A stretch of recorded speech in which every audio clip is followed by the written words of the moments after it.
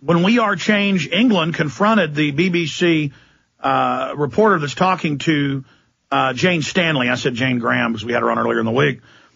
He said, I don't remember that.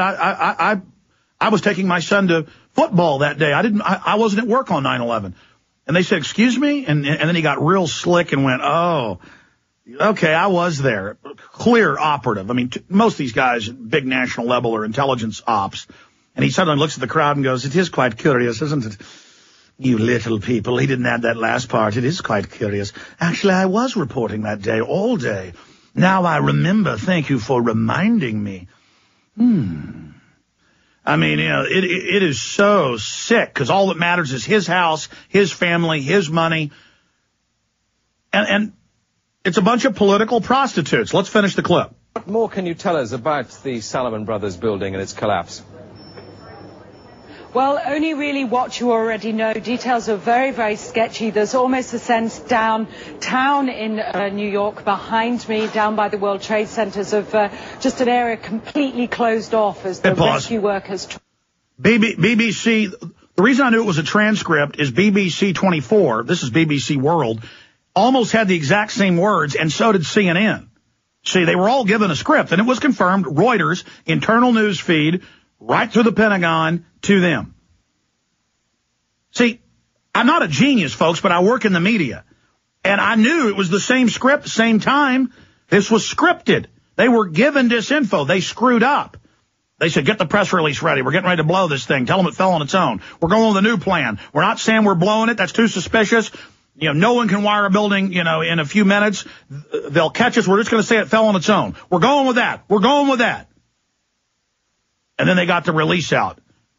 What, you don't... It's so incredible. I can just go into their minds. Let's finish the clip. Down by the World Trade Centers of just an area completely closed off as the rescue workers try to do their job. But this isn't the first building that has suffered as a result. We know that part of the Marriott Hotel next to the World Trade Center also collapsed as a result of this huge amount of falling debris from 110 floors of the two twin towers of the World Trade Center. As you can see behind me, the Trade Center appears to be still burning. We see these huge clouds of smoke and there's ash. 7. We know that behind that there's an empty piece of what was a very familiar New York skyline. And there's the building of the financial prosperity. Pause. And the disinfo ops came out and said, we lied, that wasn't real video, and said that 7 had fallen in the video. But now, because we've proven it to the public, they're going, okay, we were talking about blowing it up. Nothing to see here. These aren't the droids you're looking for. Move along, move along. Little Jedi mind trick on the public. Okay? So we have another reporter from Fox News saying, yeah, we were there. They were talking about blowing it up. What's the big deal? But we didn't blow it up. And Silverstein never said they were going to blow it up. I mean, think about this. We'll be right back. Stay with us with more. In 1938, Joseph Goebbels, who came to power with Hitler as his propaganda minister, firebombing their own capital, another staged event.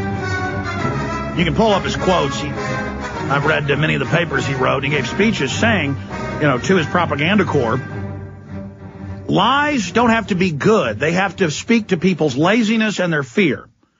And so make it simple. And so that's what they do. I mean, they blow the building up in front of you. They've got different stories going. First they were going to announce it, then they weren't. And this article by Watson, great job by Paul Watson, goes on and on and on through all the other eyewitnesses and Greg Bartmer and police officers and people. You know, not just the videos from CNN cops saying they're bringing it down, get back, that building's about to blow up, boom, boom, boom, it falls. But just all these other witnesses and all the other facets and the points. We're not safe as a society unless we start facing up to evil. But people think if they play the mind game, the mental mind game of denying something's going on, it makes it go away. It doesn't make it go away. It only gets worse. And now you've got Limbaugh and Michael Savage and others coming out and saying, especially Savage, that he believes Obama's going to stage terror attacks to blame it on us. And Clinton's out there saying there's about to be bombings. It's going to be your fault. You better shut up and do what we say. And the ADL saying arrest people that criticize Obamacare, basically. And the rhetoric's really getting bad. Well, yeah. I mean, of course the government did Oklahoma City. That evidence is even more voluminous than 9/11. Absolutely red-handed on every front. But politicians come and go. Bill Clinton, George Bush, all these people. When you understand the military mind and you understand the Pentagon mind, 99.99% of them aren't involved in these things. But over and over again, the Pentagon stages terror attacks, even on their own forces, that's in Northwoods, to kill our own troops, to get them angry at a foreign enemy. But it's even worse than that. It is stated West Point and Army War College doctrine of collateral damage and acceptable losses. It goes back to chess, invented in Persia 4,000 years ago. You sacrifice a pawn. It's called a gambit. And it's taught 101 in field officer, captain, and above that, hey, you got 1,000 people under you. You know, you're a colonel. You're taking orders from a general.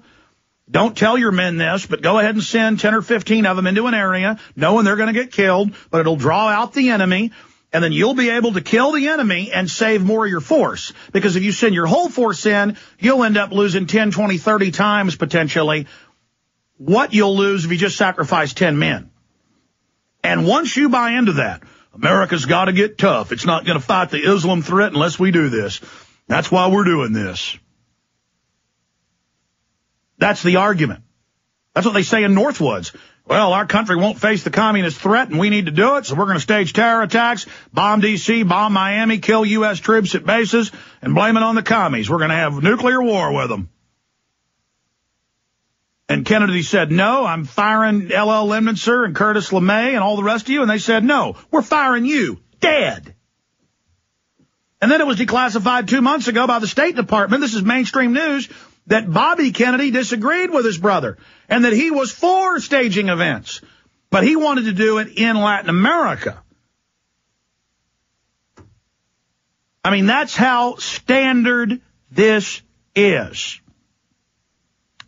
2004, they declassified the manual being used up until this date. But we don't know past this date, past 2004, but it was the current manual where they teach Army captains in Black Ops, you can go read it, how to stage false flags.